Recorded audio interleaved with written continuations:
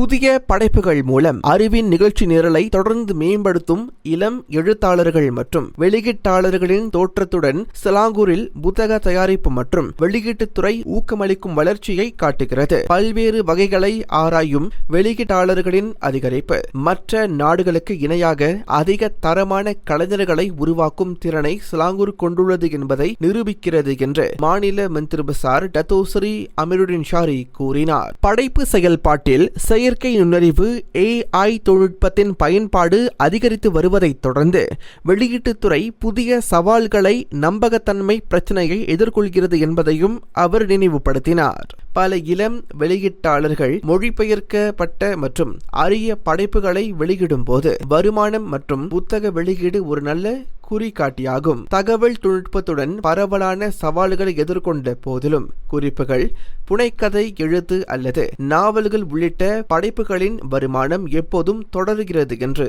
அவர் Selangor சர்வதேச புத்தக விழா 2025 இணைந்து நடைபெற்ற பேனா கவிதை வாசிப்பு இரவு ஒரு கலாச்சாரம் ஒரு சமூகம் நிகழ்ச்சியில் பேசிய போது கூறினார்.